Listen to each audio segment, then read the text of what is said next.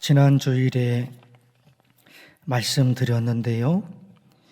6.25 전쟁 때 우리 조상들은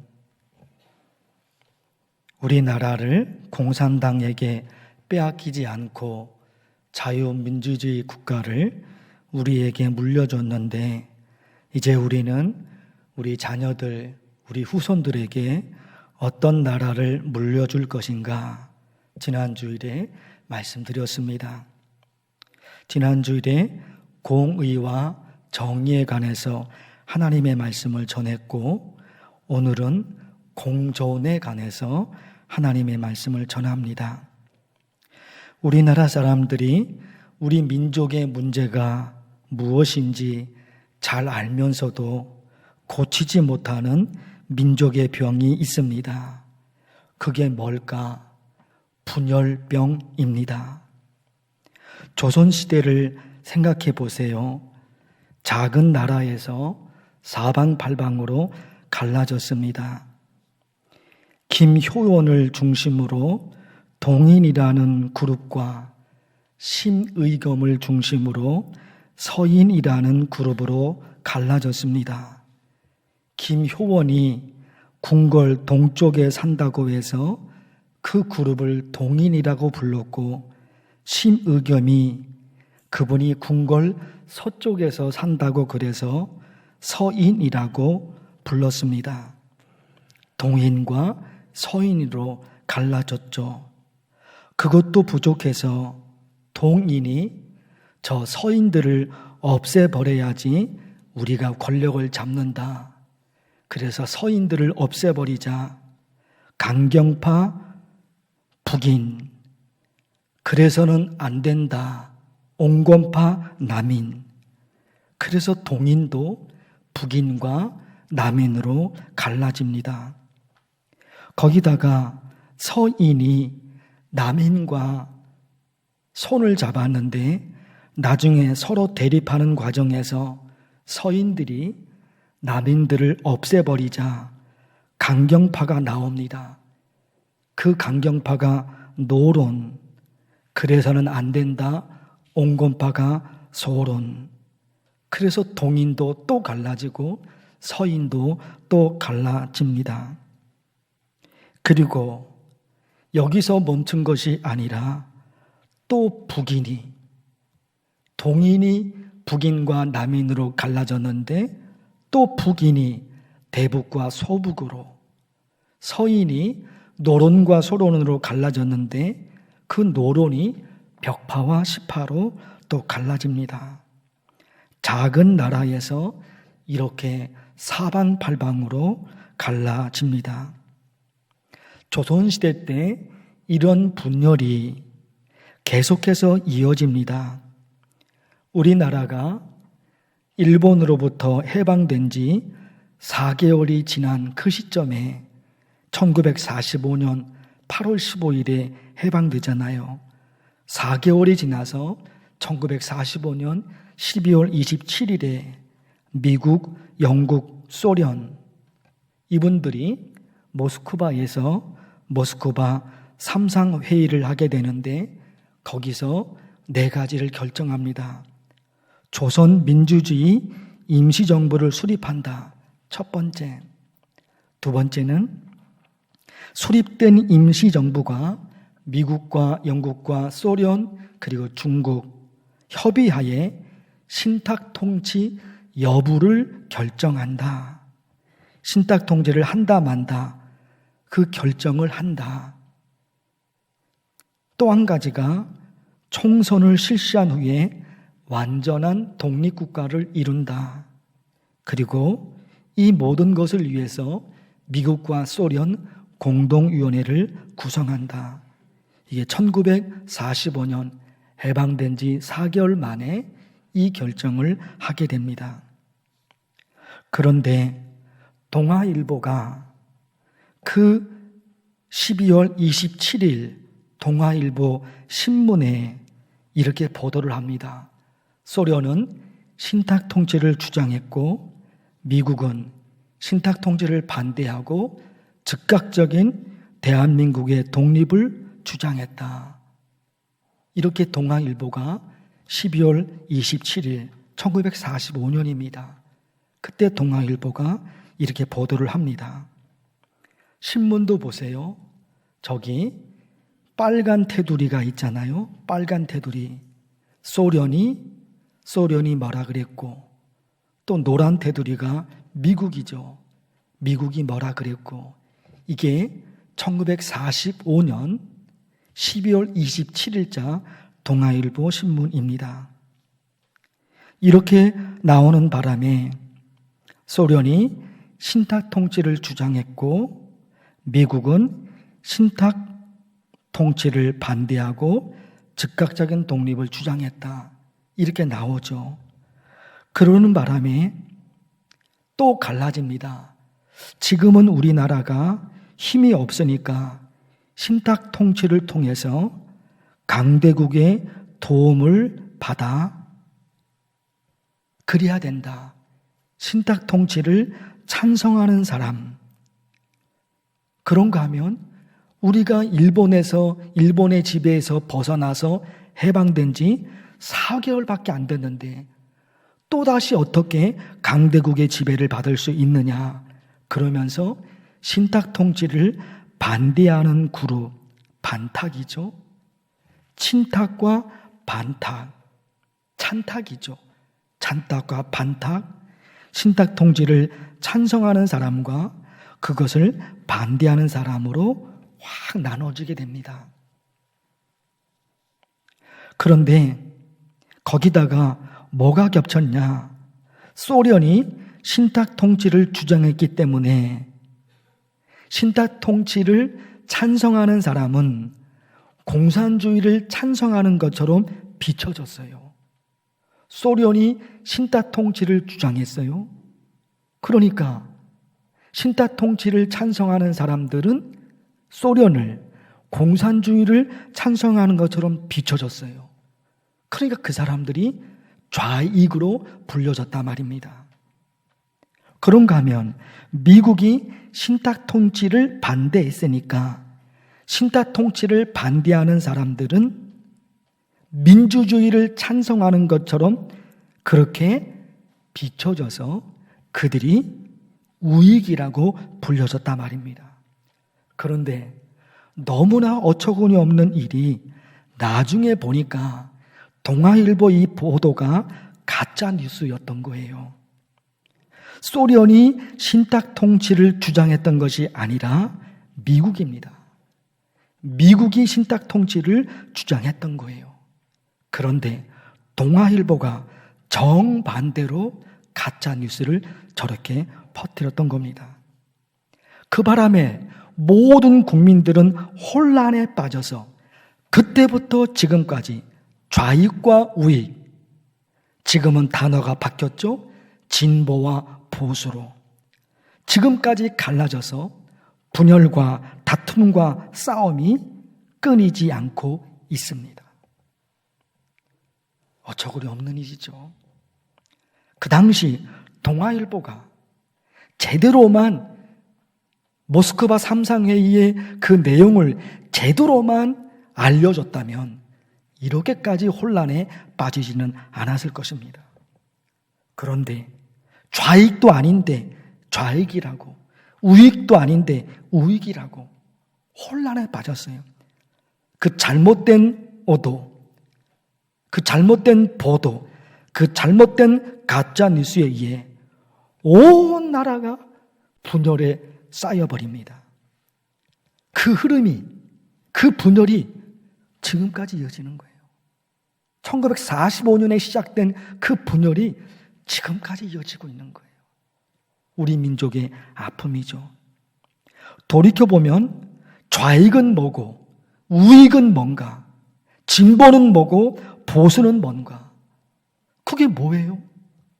좌익은 뭐고 우익은 뭐고 진보는 뭐고 보수는 뭐예요? 이쪽이나 저쪽이나 나라를 사랑하는 마음은 똑같을 거예요. 나라를 사랑하는 마음은 똑같습니다. 그런데 왜 싸우냐 말이에요. 좌익도 나라를 위한 마음, 우익도 나라를 위한 마음, 진보도 보수도 나라를 위한 마음인데 그 마음은 똑같은 것 같은데 왜 싸울까 하는 거예요. 분열과 다툼과 갈등, 싸움이 이어지는 게 이게 답답하죠. 그러면서 이런 생각까지 해봤어요. 하나님은 누구의 편이실까? 하나님은 진보의 편이실까? 아니면 하나님은 보수 편이실까? 이런 것까지 생각해 봐요.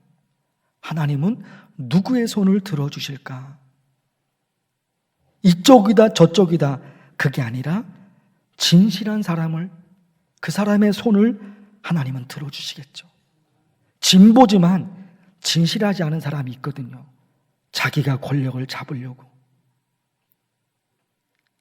그러면 그 사람 편을 하나님 못 풀어줘. 보수지만 그 중에도 진실한 사람, 그 중에도 권력 욕심에 차 있는 사람 있을 거란 말이에요. 하나님은 진보 편이신가? 하나님은 보수 편이신가? 질문이 잘못된 거예요. 하나님은 진실한 사람의 편이세요. 진실한 사람의 편이세요. 국가나 교회나 가정이나 둘 이상이 모인 모든 공동체에 항상 갈등이 있습니다. 보세요. 생각이 다릅니다. 자라온 환경이 다릅니다.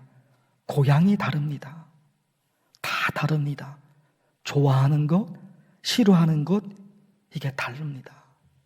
모든 게 다른데 어찌 갈등이 없겠습니까? 어찌 갈등이 없겠습니까? 생각이 다른데 2명 이상 모인 모든 공동체에는 갈등이 있을 수밖에 없어요. 문제는 그 갈등을 해결하지 못하면 그게 문제예요. 갈등이 없을 수는 없습니다.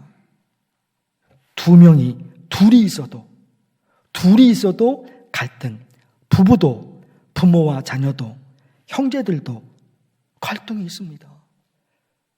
2명 사이에도 갈등이 있는데 10명, 100명, 1000명, 몇 천만 명, 몇 억 명 어찌 갈등이 없겠습니까? 2명 이상이 모인 곳에는 항상 갈등이 있어요. 문제는 그걸 해결할 것인가? 아니면 그 갈등이 다툼과 싸움으로 확대될 것인가? 그게 문제죠. 갈등이라는 단어를 찾아보니까 한문으로 갈등이 칡갈자에 등나무 등자예요. 근데 칡은 있잖아요. 오른쪽으로 휘어져서 칡은 자라고 등나무는 왼쪽으로 휘어지면서 감싸면서 등나무는 자라요. 그러다 보니까 서로가 같은 방향이 아니에요.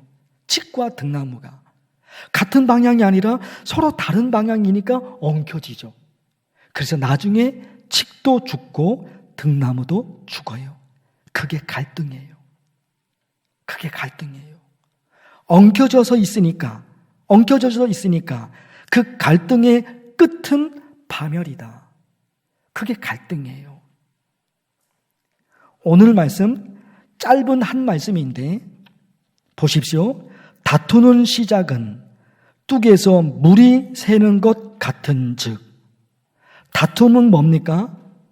뚝에서 물이 새는 것과 같다는 거예요. 다툼은 뚝이 갈라지는 것과 같다. 무슨 얘기예요? 뚝이 갈라지면 모두가 죽습니다. 그 다툼은 모두가 죽는 거예요. 오늘 말씀이 그 말씀이에요. 다투는 시작은 뚝에서 물이 새는 것 같은 즉. 다툼이 시작이 되면 뚝이 무너지는 것과 같아요. 그러면 다 죽죠. 그래서 뭐라고 얘기하십니까? 싸움이 일어나기 전에 시비를 그칠 것이니라. 갈등이 있습니다. 다툼이 있습니다.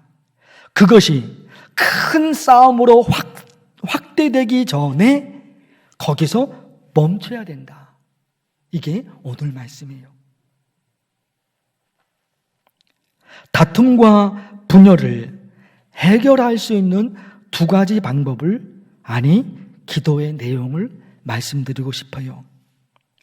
사도행전 15장에 바울과 바나바가 1차 전도를 마치고 잠깐 쉬었다가 2차 전도를 떠나는데 마가를 데리고 갈 것인가, 제외시킬 것인가, 그 문제로 둘 사이에 갈등이 생깁니다. 바울은 마가를 데리고 가서는 안 된다. 바나바는 마가도 데리고 가야 된다. 전혀 다르잖아요. 생각과 주장과 의견과 뜻이 전혀 다릅니다. 비슷한 게 아니라 한쪽은 데리고 가야 된다, 한쪽은 절대로 못 데려간다. 완전히 다르잖아요. 그래서 둘 사이에 갈등이 시작이 된다 말입니다. 그런데 그분들이 참 훌륭한 것이, 바울도 훌륭하고 바나바도 훌륭한 것이, 그 둘은 그 갈등을 분열과 다툼과 싸움으로 확대시키지 않습니다. 확대시키지 않고 그 갈등을 해결하는 거예요. 어떻게 한 줄 아십니까? 서로 생각이 달랐지만 서로가 서로를 비난하지 않아요. 네가 옳다, 내가 옳다 그러지 않아요. 네 편이다, 내 편이다 그러지 않아요. 나와 생각이 다르구나. 거기서 멈춥니다. 거기서 멈춥니다. 바울도 성격으로 따지면 대단한 사람이에요. 대단한 사람이에요. 자기 생각, 자기 고집, 합리적인 이유가 있기 때문에 자기 생각, 자기 고집 꺾지 않는 사람이에요. 꺾지 않는 사람이에요. 바울도 바나바도 보통 사람은 아니에요. 그런데 뭐예요? 그런데 해결이 되잖아요. 왜? 서로가 서로를 비난하지 않는다니까요. 네 편이다, 내 편이다. 편을 가르지 않아요. 나와 생각이 다르구나. 거기서 멈춰버리는 거예요. 거기서 멈추니까 다툼과 싸움으로 나가지 않죠. 멈추지 않으니까 다툼으로 나가는 거예요. 싸움으로 나가버린단 말입니다. 이런 게 우리 일상생활에서 큰 국가 공동체, 또 교회 공동체, 가정 공동체, 이런 것들이 다 필요한 거예요. 불이 나면 끄면 됩니다. 불이 나면 끄면 돼요. 거기다가 기름을 부어버리면 다 타버리는 거예요. 단순하거든요. 불이 났어. 끄면 되는 거예요. 끄지 않고 또 거기다가 기름을 부어버리면 다 타는 거예요. 갈등이 생겼습니다. 갈등을 끄면 되는 거예요. 그런데 거기다가 기름을 부어버려요. 너는 내 편이 아니야. 너는 나와 생각이 같지 않기 때문에 나는 너랑은 같은 편이 아니야. 이렇게 되는 순간 기름을 부어버리는 거예요. 그래서 그게 다툼과 큰 싸움으로 완전한 분열로 나가버리잖아요. 이런 게 여러분 너무너무 중요해요. 이거 기억하셔야 돼요. 어찌 모든 사람이 나와 같은 생각을 할 수 있을까요? 그런 건 없어요. 그럴 수는 없어요. 모두가 다른 생각, 이랬으면 좋겠다. 저건 아닌 것 같은데. 모두가 다른 생각을 갖고 있을 수 있어요. 그렇다고 너는 나와 생각이 같지 않으니까 너는 내 편이 아니야. 네가 나를 싫어하는구나. 이렇게 나가버리면 기름을 부어버리는 거예요. 불이 난 곳에. 어려워요. 그런데 보십시오. 원칙이 그런 거거든요. 원칙이. 서로가 서로를 비난하지 않는다. 서로가 서로를 비난하지 않는다. 나와 생각이 다르구나. 거기서 멈추는 거예요. 거기서 멈춰야 돼요. 바울과 바나바는 그게 됐던 거예요. 그래서 훌륭한 거예요. 그래서 훌륭한 거예요. 그런가 하면 사무엘하 5장에 같은 이야기지만 또 보세요. 다른 차원이 좀 있어요.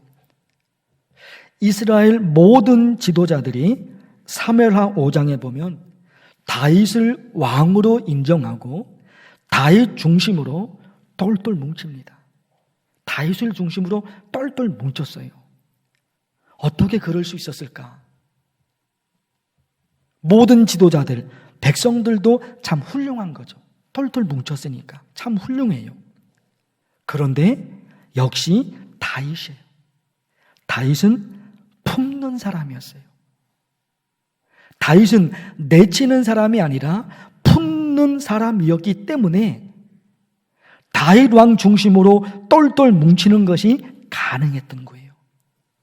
자기의 생각을 따라주는 사람, 자기 뜻을 지지해주고 자기 편에 있는 그들만 다윗이 품었던 것이 아니라 자기와 뜻을 달리하는 사람, 심지어 자기를 미워하는 사람, 자기를 싫어하는 사람, 자기 편이 아닌 반대편에 있는 사람까지 다윗은 품었습니다. 사울 왕과의 관계를 보세요. 사울 왕이 다윗을 계속해서 괴롭히는 정도가 아니라 죽이려고까지 했단 말이에요. 근데 다윗은 뭐예요? 그런 사울 왕까지 다윗은 품었어요. 다윗은 자기 편에 있는 사람, 나를 지지해주고 나를 따르는 사람, 그들만 품은 것이 아니라 자기를 따르지 않아도, 심지어 자기를 미워해도 그 사람까지도 다윗은 품은 거예요. 그러니 사람들이 다윗 중심으로 뭉치게 되죠. TV 프로그램 중에 동물농장, 요즘은 잘 보지 않지만 전에는 동물농장 잘 봤어요. 제가 기억이 나는 게 오리 새끼들이 자기를 낳아준 엄마 오리를 따라다니는 게 아니라 같은 농장에 있는 닭을 따라다녀요. 왜 그런가 봤더니 이 엄마 오리가 자기 새끼들을 품지 않습니다. 새끼들이 귀찮다고 쫓아내버리는 거예요. 엄마 오리가. 그런데 그걸 한참 보고 있던 닭이 다가와서 그 새끼 오리들을 닭이 품습니다. 자기 새끼가 아니에요. 자기가 낳은 새끼가 아니에요. 그래도 그 닭이 오리 새끼를 품습니다. 그러니까 그 오리들이 닭을 따라다니는 거예요. 낳아준 엄마 오리가 있다니까요. 당연히 낳아준 엄마 오리를 따라다녀야 되죠. 근데 품지 않으니까 자기를 품어주는 닭입니다. 닭이 엄마가 아니에요. 자기를 품어주는 닭을 그렇게 따라가요.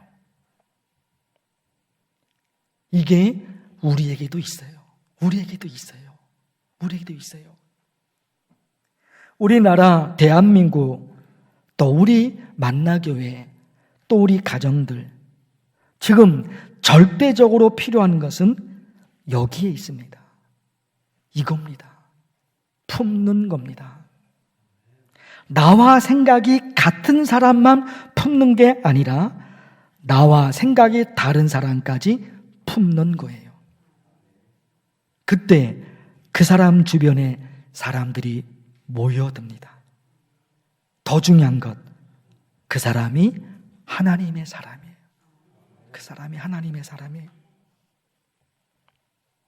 마지막으로 흑인들을 위해서 평생 바쳤던 마틴 루터 킹 목사님, 그분의 유명한 연설을 아시죠? 나에게는 꿈이 있습니다. 나의 4명의 아이가 4명 있었던 것 같아요. 나의 4명의 아이들이 피부색이 아니라 개성에 의해 능력이 판단되는 나라에 살게 될 날이 있을 것이라는 꿈이 있습니다. 피부색이 다르다는 그거 하나, 피부색이 다르다는 그 이유 하나로 흑인들이 얼마나 고통을 당했습니까? 그런 얘기거든요. 그런데 보세요. 나에게는 꿈이 있습니다. 조지아주의 붉은 언덕에서 노예의 후손들과 노예 주인의 후손들이 형제처럼 손을 맞잡고 나란히 앉게 되는 꿈입니다. 백인들이 우리 흑인들을 괴롭혔으니까 백인들은 다 망해야 된다. 그게 아니에요. 그게 아닌 거예요. 우리 흑인들도 그리고 저 백인들도 함께 살 수 있는 나라를 꿈꿨던 거예요. 흑인 해방을 위한 그의 노력, 그것만이 마틴 루터 킹을 유명하게 만든 것이 아니라 그들을 괴롭혔던 백인들까지 품었던 사람이었기 때문이에요. 기도하겠습니다. 하나님 아버지, 지금 대한민국 이 땅에, 그리고 우리나라에, 그리고 우리 교회에, 그리고 우리 가정에 무엇이 필요합니까? 갈등이 분열과 다툼과 싸움으로 확대되지 않고 나와 생각이 다르구나. 거기서 멈추는 겁니다. 거기다가 나와 생각이 다른 그 사람까지 품는 것입니다. 우리나라가, 우리 교회가, 우리 가정이 이런 나라, 이런 교회, 이런 가정 되게 하옵소서. 예수님의 이름으로 기도하옵나이다. 아멘.